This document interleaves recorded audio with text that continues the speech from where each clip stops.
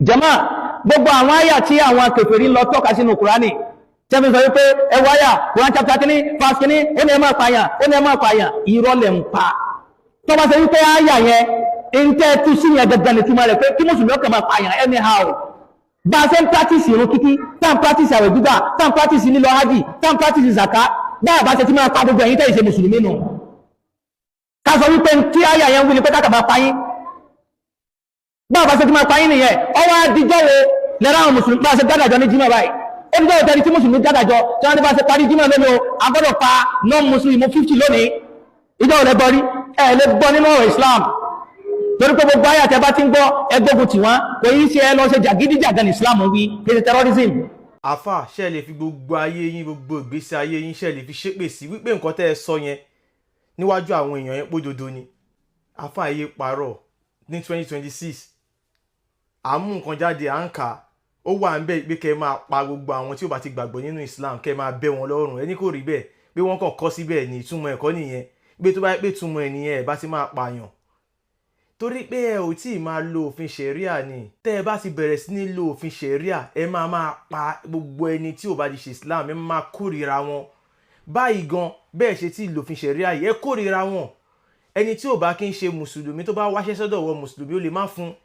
wa máa bí pé kí ni ẹ̀sìn wo ló ń ṣe ẹ̀sìn yẹn ló máa fẹ́ sọ wa máa wá bó ṣe máa fà sínú ẹ̀sìn yẹn afáàyè parọ́ àmọ́ tẹ́ bá tó bẹ̀ tẹ́ bá mọ̀ pé mọ̀ nǹkan tẹ́ ń sọ yẹn join wa kẹ́ wá sọ pé nǹkan tá à ń kà yẹn pé kò rí bẹ́ẹ̀ wípé rọ́là ń pa tẹ́ ẹ bá tó bẹ́ẹ̀ join wa wọ́n ṣe ń para wọn ní ilẹ̀ haúsá tí wọ́n kàn máa dédé pera wọn tó kàn máa dédé kírun tọ́jà máa wọnú ibi inú chọ́ọ̀chì lọ tọ́jà máa pààyàn lọ tó máa pariwo Allahu Akbar Allahu Akbar tó máa sun chọ́ọ̀chì lọ wípé ẹ̀ṣẹ̀ ti pọ̀jù ní òjò ṣe rọ̀ tó máa pààyàn lọ. ẹ̀yin àáfà yẹyẹ parí wọ́n fi rọ́ ṣe yín ni àáfà tẹ́ ẹ bá mọ̀ ipò òdodo lẹ́ ń sọ tẹ́ ẹ bá tó bẹ̀ ṣé ẹ lè búra nídìí Ṣàngó Olúkòso yàrá náà ẹ má sọ wípé ó tako ìgbàgbọ́ yín torí pé Allah kò lágbára Quran irọ́ lásán ni tẹ́ ẹ bá lè búra nídìí Ṣàngó wípé irọ́ là ń pa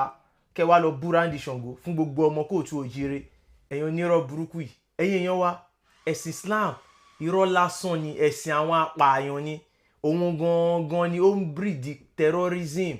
ẹ̀sìn àwọn agbésùmọ̀mí ni wọ́n ní kó máa pa gbogbo àwọn èèyàn títí tó máa fi sọ pé la ilaha illallah ó wà nù Quran wọn àáfà yẹn náà rí amẹ́rì jáde ẹ jẹ́ kí n fún yín ní ẹ̀rí ẹyọ kan Quran chapter 9 verse 5 suratu Tauba ó ní nítorí náà nígbà tí àwọn oṣù ọ̀wọ̀ bá lọ tán ẹ pa àwọn ọ̀ṣẹbọ níbikíbi tí ẹ bá ti bá wọn ẹ mú wọn ẹ séde mọ́ wọn kí ẹ sì bàdé wọn ní gbogbo ibùba tí wọ́n bá sì ronú pìwàdà tí wọ́n ń kírun tí wọ́n sì ń yan sàká ẹ yàgò fún wọn lójú ọ̀nà dájúdájú Allahu ní aláforíjì aláàánú jùlọ. Kúránì sọ pé tí oṣù ọ̀wọ̀ bá ti lọ gbogbo àwọn ọ̀ṣẹbọ ẹ mú wọn ẹ máa pa wọn ẹ dè wọn mọ́lẹ̀ sórí ìgbèkùn ẹ séde mọ́ wọn àmọ́ tán bá ti wá ronú pìwàdà tán ti sọ pé àwọn máa kírun àwọn ti di mùsùlùmí ẹ lè fi wọ́n sílẹ̀ ńgbà yẹn àáfà yìí wá ń jáde wá ń parọ́ àáfà tẹ́ ẹ bá tó bẹ́ẹ̀ tẹ́ ẹ bá mọ̀ ipò òdodo lẹ́ ń sọ tó dá yín lójú ẹ pàdé wa ní live tàbí ẹ jáde síta ẹ wá búra fún àwa ọmọ kóòtù òjìire nídìí Ṣàngó wípé ẹ̀sìn Islam òdodo ni pé gbogbo nǹkan tẹ́ ẹ̀ ń sọ yẹn òótọ́ ni ẹ ò tí ì mọ nǹkan kan ẹ wá ń parọ́ ẹ̀yin èèyàn wa ẹ lọ kúrò ní ẹ̀sìn Islam ẹ̀sìn àwọn apààyàn ni Allah kò kí ń ṣe Ọlọ́run Olódùmarè èrè lásán ni paracetamol 10 naira ó lágbára ju Allah lọ mo sọ yìí mo dúró ó dìgbà.